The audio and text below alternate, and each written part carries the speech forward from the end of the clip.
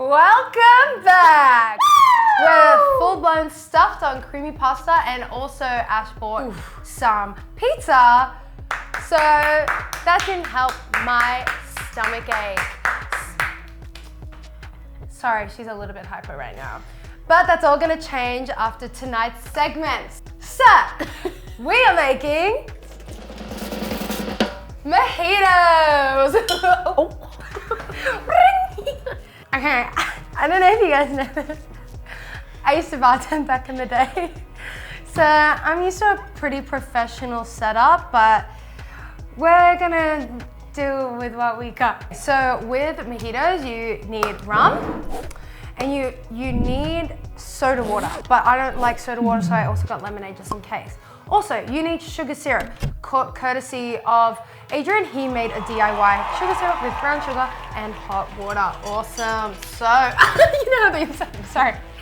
Also, you need muddled lime and muddled mint, and also use the mint to garnish. So that's what we're doing. Also, I made ice. I don't know about you, but I've had a pretty rough week. I think we both have, so I'm really looking forward to this. Might do a cheeky double shot. I don't know, you guys vote what's better. This glass for a mojito or this glass. That's just not enough. But if you, that's an abomination. That is so tiny. That's like a shot glass. But if you do that and you put your What kind of shots do you do? Listen, if you rim it with salt. Ew. And you put the lime inside, and then you make your mojito and then I'll make mine in this. Okay, I like that challenge. Let's do it. It's not a challenge. Oh God, it's just everything. Okay. So this episode we're talking about Get Old, which is. Sorry. We wrote this one with our beloved friend Tucker Perry. Get Old is one of the songs that just came out right before this EP release, and it's one of our favorite songs off of the EP. We wrote it with Tucker, as I mentioned before, and then Houseky also helped produce it. So it's one of our favorites, like I said already, on our EP. And we wrote it about being kind of afraid that we would never actually be able to get old because the world's gonna end, which is such a classic Stitch Up, am I right, guys?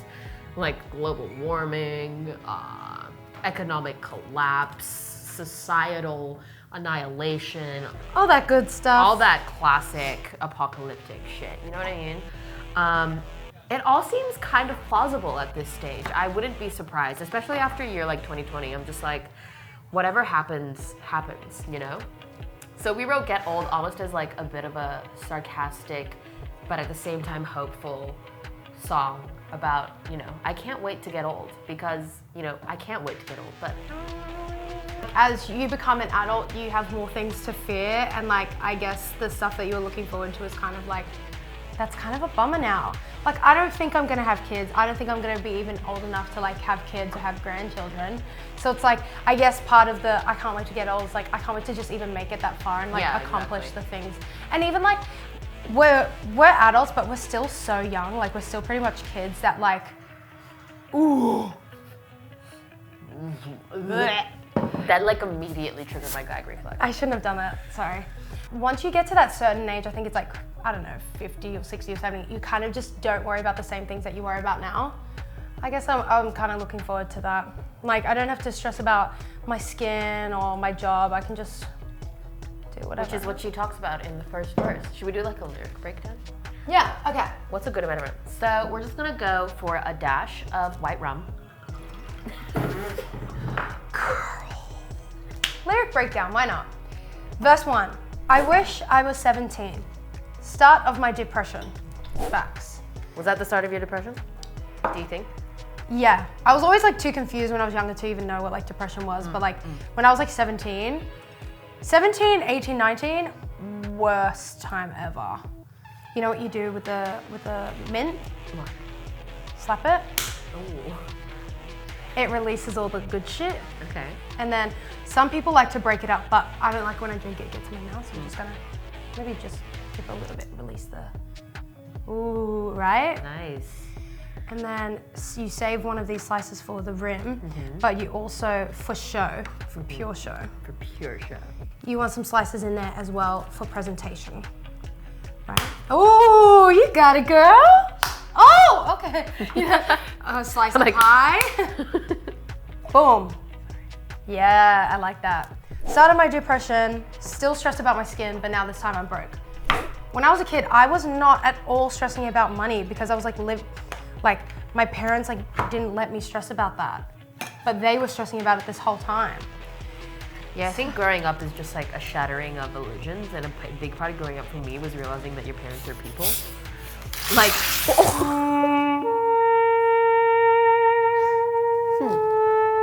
was hectic. Come on. So as I was saying, I think a big part of growing up for me was realizing that your parents are actually people, which sounds weird because obviously your parents are people. But I think when you're a kid, like your parents seem like gods to you, and it seems like your parents know everything and that they're always right and that they're like and so just when they super like in fuck control. up, you're like, oh my God, this is like the worst thing ever. Still stressed about my skin. When I was like depressed, maybe this was the core of my depression, but I had awful skin, and I went on Roaccutane, which made my depression like 10 times worse. So I'm doing soda water and lemonade, which you can do whatever, but I don't do lemonade. Okay. I feel like that's wrong, but no, I think that's I okay. like a lemonade. I had like really bad skin when I was younger, and I still stress about it, but now this time I'm broke, meaning I can't depend on my parents anymore, and I actually have to work, and I hate working, and it sucks, but like I have to do it. The big 22 is near. LOL, I wrote this when I was 21. Now I'm 23. And I'm 21. The big 22 is near, but what have I done all year? I guess that's like that whole thing that I guess every young person deals with, is like, all I'm doing is like getting older, and I'm not doing anything with my life, and then you start to spiral a little bit, and you're like, and you're kind of just like, what the hell am I like doing with my life? And then you have that, I think like when you're young, there's such a pressure to right out of high school for you to know exactly what you want to do with your life, and it's just a really unrealistic expectation in my opinion, because like you're in high school, you get told what to do, you have to ask permission to use the toilet, and all of a sudden you're an autonomous adult that's supposed to know exactly what they want to do for literally the entire rest of their lives. It doesn't make any sense to me, you know what I mean? But I think because subconsciously or not, there's that expectation there when you're in your early 20s and you're like trying to figure out what you want to do. You're, you know, especially in the music industry, it is such a crazy world out there. And especially there's also that pressure of like when you're an artist, especially a female artist, like there are so many like 15-year-old like artists that are just blowing up, and you feel like you've kind of missed that window. Yeah, like the expiry date on being a female artist. Like that sucks. Which sucks. Like we're still very much young. Also, I just garnished it and I think it looks good. That's beautiful. On a mojito, all the muddled shit is supposed to be at the bottom, but it's fine. I think that looks nice. See what I mean? How like in that glass it just looks nice. But I guess if you take that away, that looks nice also. Yeah. Should we taste test? Taste test. Cheers. Clink. That did make a clink one. What's wrong? I used to bartend back in the day. Yum. They're very strong. Yeah. I thought you put a lot of alcohol in. I did, and I was like, one more shot. But it's just like refreshing to like think about who I was and where I was at in my life when we wrote that compared to now. Now, like, we signed a record deal, we've had our first show already, and like we've already accomplished such like milestones that we've been waiting to accomplish, and it's just a bit surreal because nothing really feels real right now. But like we accomplished a lot in such a short time since we wrote that. Yeah. Let's go find a cool spot to enjoy our drinks and we'll chat some more. Whoa, look at me, I'm all drunk. Just kidding. Hey guys, so we've just made these mojitos as you saw. We made one for everyone, so everyone's a little bit crazy right now and a little bit loose. No one here is drunk except for Calmell. Look how much I've drunk. How many times have you refilled that with rum? Like twice. Did you have special outfits for us? Hey guys, you like our outfits? Outfit reveal. Yes, I got them from Lowe's. And yes, I also got ones for my dogs that are identical to this for my dogs. Yeah, this was meant to be Charlie's. Well, mine's too small. Well, I think it's cute. I appreciate you getting us shirts. Yeah. So, where were we? I'm a piece of shit, true. I hear my sister's Our Last Hope. Was true at the time. I've messed everything up until this point. I guess like my little sister is like the last prodigy of the family. A lot can happen in like 2 years. So that's not the case anymore, but we're working on it. Next one, pre-chorus. So the pre-chorus is moi, and the lyric goes, I'm tired of worrying about my future. Think it'd be better if I didn't have one. Yikes. It's almost like a double entendre where I mean that like, I'm tired of worrying about my future in the sense that I'm really tired of being afraid and worrying about whether or not I'm actually going to succeed in this life in every aspect, but probably in the most forefront would be my career. And should I stop talking? Yeah. Look, guys, who isn't petrified that they're never gonna live up to expectations and that... Oh no, I'm not never. Yeah. Yeah. So this is kind of like, I'm saying I'm tired of worrying about my future. I'm tired of worrying about whether or not I'm actually gonna succeed. I think it'd be better if I just like didn't do anything with my life. I think it'd just be better if I didn't have one. And it also means I'm tired of worrying about my future, as in like, I'm tired of worrying about whether or not I'm gonna be able to actually live because the world might end. We're getting So why not end it now? It's almost like you're scared you won't get there, or you're scared you'll get there and then you'll just be very disappointed in yourself. Yeah. So it's like you're saving yourself from that disappointment. But to be honest, like in that rut I was in a few years ago, I'm so glad that I saw it through, because I did not want to see it through. I was like, I was just really confused, and I was still young and I didn't have any idea of like what I'm like capable of or what I would be able to succeed. And then the next line is, I know the world is kind of ending. It's so silly to think that we'll make it that far. So in the first line, in the pre-chorus, in the line before in the pre-chorus, I'm talking about having a future. And then the next line, I'm like, I know the world's kind of ending. So it's kind of silly for me to even try and think that far. So that's kind of self-explanatory, kind of nihilistic, which is a bit of a theme we've got going on in our music. I like that. Yeah. Chorus, I can't wait to get old. Oh, whoa, Oh, whoa, whoa. I can't wait to get old.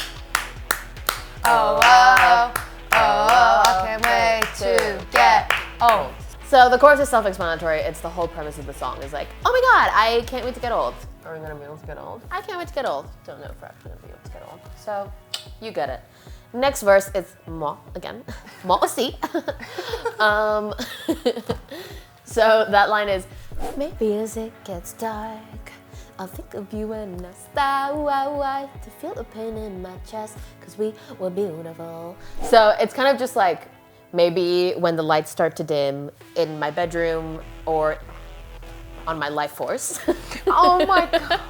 It's just like when you think about like nostalgic people or events or moments from your past, and then you're like, you really feel it sometimes, like, especially when you're not going through a good time. Almost every night, or at least like ages ago, every night I would look through my photos for some reason.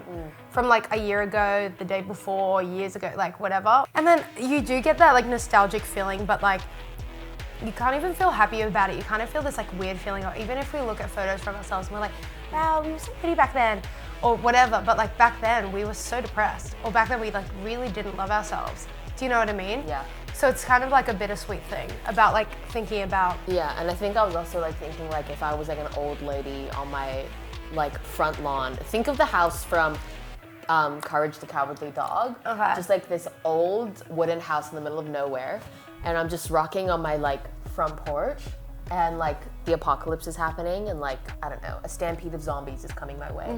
And I'm just like picturing like the old days, like when with my friends, and just like when I was young and I was just like, I always think. and it's like, I can just imagine like feeling this like pang in my chest of like bittersweet memes. Yeah. Yeah, I look back on like old memories of super fun stuff and I'm like, oh, that was such a good time. But if I really think about me in that moment, I wasn't that happy. And it's just like this weird thing of like, I'm constantly looking back and romanticizing my life and looking at the past with rose-colored glasses when really I knew I wasn't having a good time back then. And it's like, now I'm having a good time and I just want to like be happy in every moment and just like actually be in the moment instead of just like. But sometimes it's hard, it's not that easy, and it's like, it's easier said than done of just like, let me just be in this moment and like take it all in. Because like, I think both of us are kind of people where like, no matter how we're feeling, we can't tell ourselves, or nobody can tell us like how to feel. And we've had that discussion, like sometimes I can't help but just be angry or frustrated or anxious. And like, no matter how much I tell myself like, this is the moment that I should really take in and be in it, because at the end of today, like, I'm gonna be like, fuck, I wish I like was more in that. But it's okay to not be okay. And I think that's what Get Old is about as well, because it's just like, you actually don't know how long you've got. That's so scary. So scary, so fun to talk about. But yeah, should we go into the bridge? Yeah.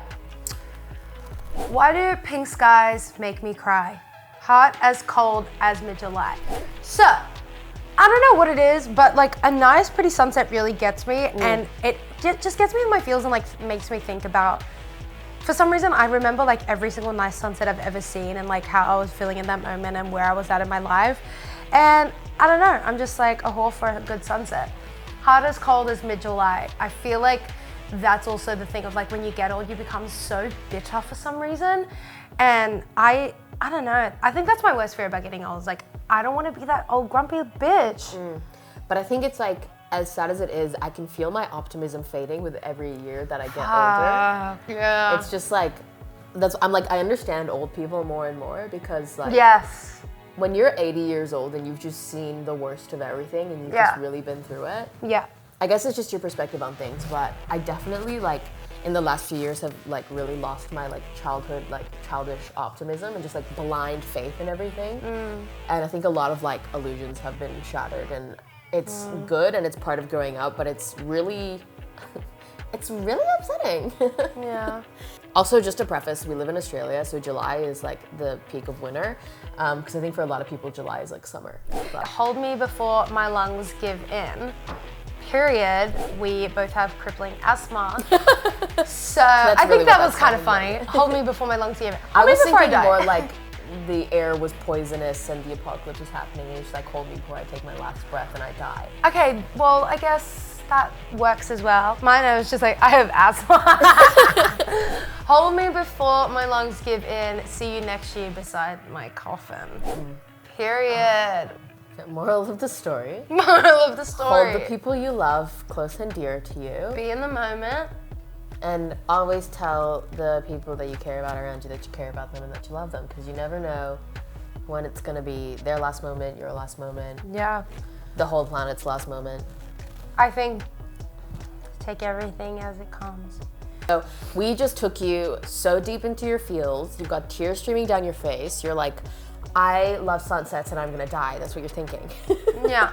And then we start going into this like boom, boom, boom. Is it too late for religion? So. Funny story. Do you want to talk about it? Okay, I was a raging Christian a couple years ago. I was a raging Christian. I think like religion has been a big theme in both of our lives, and it's something that is super interesting. I think religion is such an interesting thing.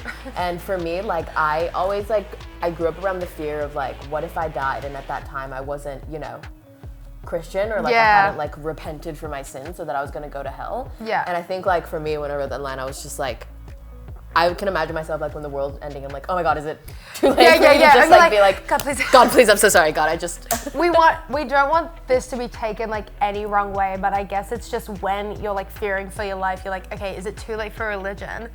And then the next line is think about the children. I feel like the children are the ones in this world that are gonna like cop the most, I think. Yeah, I think Camille and I are both really like, obviously we're like in our early 20s. This isn't something that we're gonna think about for a while. But like, I remember even just as a teenager, I was just like, do I wanna have kids? because the future of the world seems so unstable, and I don't think it's fair or ethical for me to bring a child into this world, and when I just like don't even know what's gonna happen.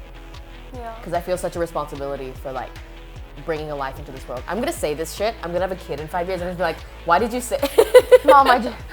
When you really think about what we're writing about in this song, it's kind of really juxtaposes the vibe of the actual musicality of it. Yeah. We just wanted this song for like everybody who's feeling the same way as they're feeling, but not to get too in their head about it or emotional about it, that you just want to like scream it out, sing it out, and just like be with your friends and just dance. That's what we wanted for the song. It's a cathartic release. Like, all of these emotions are super heavy and they're super intense, but we don't want to add to that intensity by making this a super serious and somber song. We want it to somber song. We just want it to be super cathartic and for you to be able to yell it and just be like, see you next year beside my coffin. That's what I definitely felt when we performed this at our first show. Well, our only show. I really felt that, and even when we shot our music video, we invited a bunch of friends, even people that we didn't even know. We invited them, and then they were just singing along to the chorus, and I'm like, this is what I want for everyone who is listening to our music. Yeah. I want everyone who like receives our music to like feel like they're like, I don't know, that they're not alone and that like we're feeling everything that they're feeling, and it's just a way to express that frustration. It's just fucking jam it out, you know? Jam it out. Anyway, in saying that, that was Get Old. I hope that wasn't. We just got a bit of rum in us, and we're like, all right, look. Let's open up about everything. I guess that's a good lead into our next episode, which is coming next week, that I think you guys will enjoy. We hope you've enjoyed this episode. When we finish our run. Hell yeah! Cheers. This is really nice. I should make these more often. Anyways, thank you so much for joining us in this episode. Hope you made a little cheeky mojito as well at home. Also, apparently it's not a salt rim, it's a sugar rim, but I just want to say, I don't care. I love a good salt rim. And that's, that's that, period. I need to poop so bad because of that creamy pasta, and I'm not doing so well. Thank you guys so much for watching. Come on, girl. Did you hear my hips crack? That is exactly what I'm talking about. See you next year beside my coffin. See you next year when my hip breaks.